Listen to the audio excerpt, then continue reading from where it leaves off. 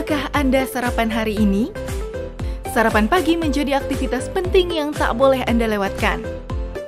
Aneka ragam menu sarapan khas Nusantara bisa menjadi pilihan untuk Anda, seperti bubur, nasi uduk, atau lontong sayur. Itulah sebagian khas sarapan Nusantara yang mudah kita jumpai. Namun, jangan asal pilih menu sarapan ya pemirsa, sebaiknya kenali dulu nilai gizi di dalamnya, agar tepat memenuhi kebutuhan gizi harian Anda.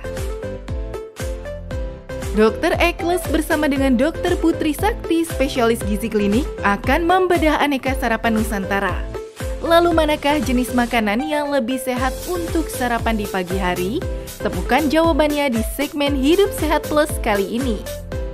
Pemirsa, saya sudah bersama Dr. Putri Sakti, spesialis gizi klinik. Sudah sarapan, dokter?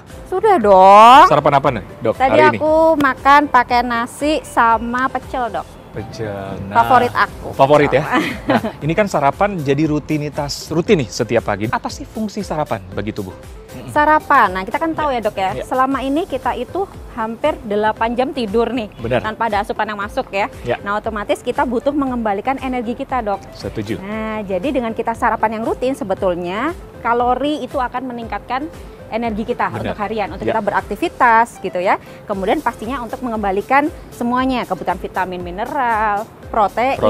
Lemak juga sebagai lemak energi cadangan ya, Ya, dok ya. ya. Ini pasti butuh sekali, terutama untuk orang-orang yang masih beraktivitas. Ya. Misalkan bekerja gitu ya, jadi harus rutin dikonsumsi kalau kita pengen tubuh kita tetap sehat, kerja kita produktif, dan berat badannya oke juga. Idealnya sarapan itu di jam berapa sih, dok?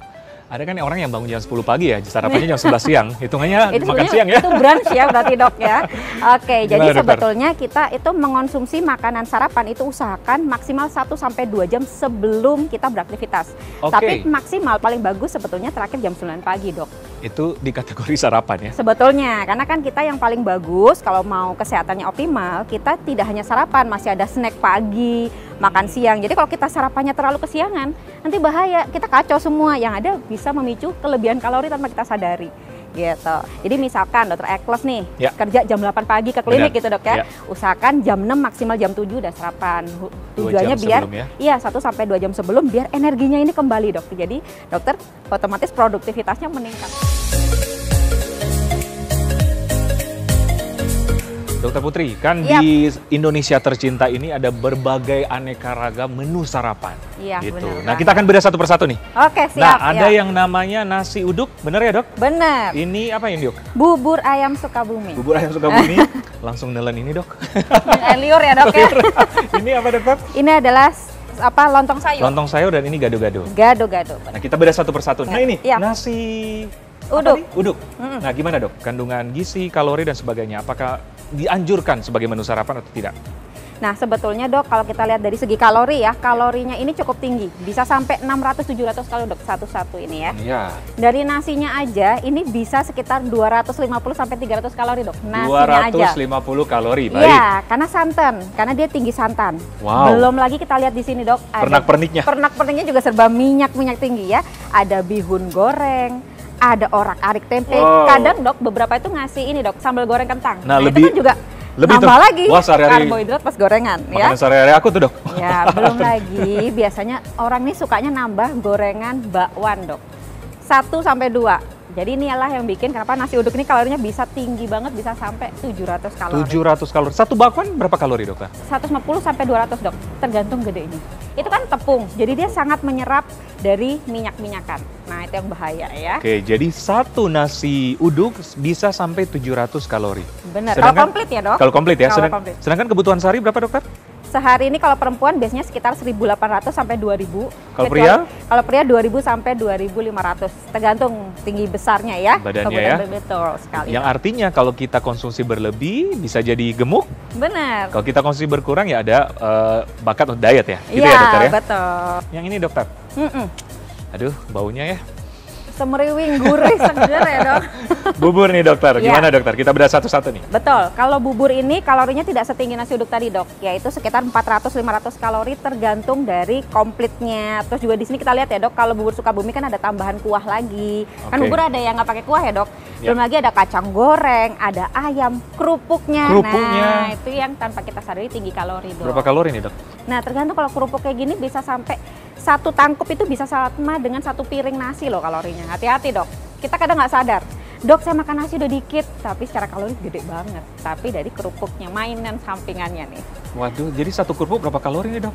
Kalau satu ini ya palingan sekitar 30-an kalori lah ya gitu. Cuman kalau setangkup bisa hampir setara dengan satu piring nasi, hati-hati ya. Selanjutnya dokter. Lontong ya ini ya dok? Lontong sayur dok, Ini gimana dokter? Kayaknya menggoda juga nih. Dari menggoda, warnanya. santannya juga ya gurih banget. Nah ini kalorinya bisa sekitar 450 sampai 500 kalori. Apalagi kalau Baik. santannya banyak ini bisa lebih gede lagi dok. Wow. Gitu, karena dia santannya ini biasanya memang kaya dengan lemak ya, terutama ini bahaya gitu ya. Ditambah tambahan ada kerupuknya, selalu ada kerupuknya. Jangan lupa, ini yang bikin banyak kalorinya. Dan lontong itu kadang kalau terlalu banyak ya kalori karbohidratnya juga berlebih ya dok. Udah Iya. lemaknya tinggi, karbohidratnya juga tinggi. Oke, nah ini nih. Nah katanya sehat. Karena kan ada sayur-sayuran Betul. dan nggak digoreng, nggak pakai minyak. Nah ini gimana dokter? Iya, jadi kalau untuk gado-gado ini, dia ini kalorinya tidak sebesar tadi ya, Ya. sekitar 350 sampai 400-an lah dok. Dari kacang-kacangannya kan tetap digoreng. Belum lagi gula merah yang kadang kita lupa ya, ada gula merah, ada dari kecapnya, kerupuknya sekali lagi dok. Nah ini yang bikin dia tetap kalorinya agak tinggi, cuman memang versi yang lebih rendah nih untuk komposisi karbohidratnya dia juga lebih bagus ya dok, karena kan sayur-sayuran ini tinggi serat, Serat, jadi bener. termasuk karbohidrat kompleks, jadi lebih bagus untuk tubuh kita. Cuma secara kalori memang dia nggak terlalu beda jauh ya dok, karena kan masih ada kacang-kacangan, masih ada gula merah, Gula kecap merah. dan lain-lain, kerupuk juga gitu. Jadi sekitar 400-an kalori juga Iya, ya? 350 sampai 400. Asal nggak ditambah nasi ya dok. Waduh, udah plus-plus ya. Ciri khas orang Indonesia gitu ya, Bener. ditambah nasi gitu. Sedangkan satu nasi aja sudah 250 kalori ya. Iya, sekitar 200 sampai 250 ya. Dokter Putri, dari Iya. semua menu sarapan yang enak-enak ini nih, Iya. mana sih yang dianjurkan untuk pemutuhan gizi yang seimbang dan yang menyehatkan tentunya? Yang menyehatkan ya. Kalau melihat dari kalori dan komposisinya pastinya paling bagus gado-gado dulu dong. Gado-gado, Ya. oke. Ada karbohidratnya, udah ada protein hewaninya dari telur, nabatinya dari kacang-kacangan gitu ya. Dan tentunya ini kalorinya lebih rendah, secara lemak juga. Kemudian yang kedua dok, kalau saya boleh menganjurkan bubur. Ya, karena di bubur ini kan kita juga protein nabati dan hewani juga Benar, ya dok. benar. Walaupun memang terkadang itu belum bisa memenuhi kebutuhan kita, karena kan cuma disuir-suir aja nih Suwir-suwir dok. aja, bener. Betul gitu. Nah yang ketiga barulah saya menganjurkan yang lontong sayur. Lontong Dok. sayur. Betul, karena lontong sayur ini pilihan lebih oke dibandingkan uduk. Kenapa? Karena dia masih ada sayurnya, masih ada seratnya. Dan kita masih bisa membatasi dari konsumsi santannya, ini jangan dihabisin gitu. Walaupun gurih, nikmat, nah batasin kuahnya kita masih aman.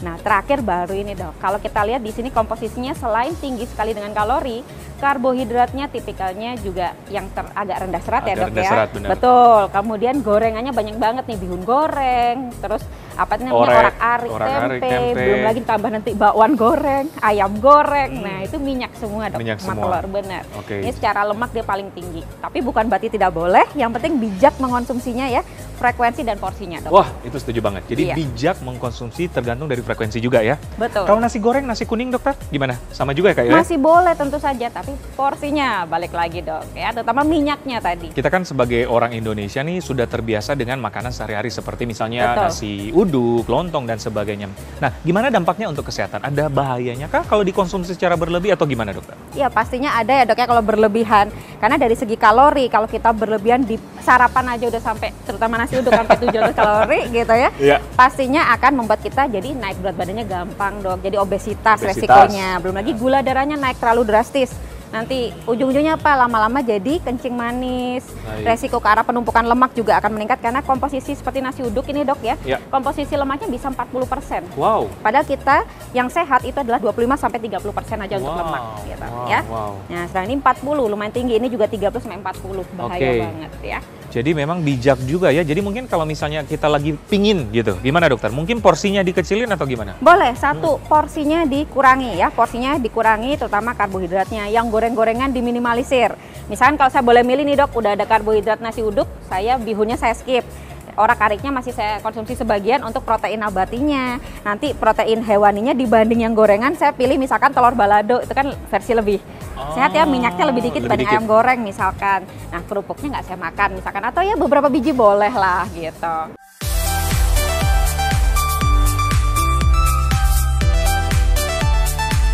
Terakhir nih, tips agar kita memilih yang baik menu sarapan untuk pemenuhan kebutuhan gizi kita, Dok. Oke, pastinya pilih yang kalorinya sesuai dengan kebutuhan kita ya, Dok. Baik. Paling tidak 250-500 cukup lah gitu. Tapi kita padatkan. Proteinnya cukup ya, protein hewani nabatinya, kemudian juga karbohidratnya pilih yang tinggi serat atau karbohidrat kompleks. Misalkan nih, sarapan pakai kentang boleh, Dok, tapi pakai kulitnya, jangan dibuang. Karena itu justru serat tinggi dengan vitamin mineral juga. Nah, nanti sayurnya misalkan pakai salad gitu ya. Nanti ada bistik ayam misalkan atau bistik daging sapi ditambah dengan misalkan protein nabatinya dari kacang-kacangan, biasanya kacang kapri atau misalkan edamame rebus gitu ya, Dok ya. Nah, itu kan cukup mengenyangkan sekali, tapi secara kalori dan juga komposisinya itu tepat gitu, Dok. Tercukupi ya. Betul, dan juga jamnya tadi. Jamnya usahakan tidak lebih dari 1-2 jam sebelum kita beraktivitas fisik. 1-2 jam sebelum beraktivitas fisik. Iya, dan maksimal jam 9 pagi. Baik, Dokter Putri, terima kasih. Jadi betapa pentingnya sarapan ya. Betul, penting sekali, Dok. Jadi pemirsa jangan lupa sarapan. Semoga perbincangan kali ini bermanfaat untuk Anda semua. Saya Dr. Ekles bersama Dr. Putri, spesialis gizi klinik untuk Hidup Sehat. Hidup sehat.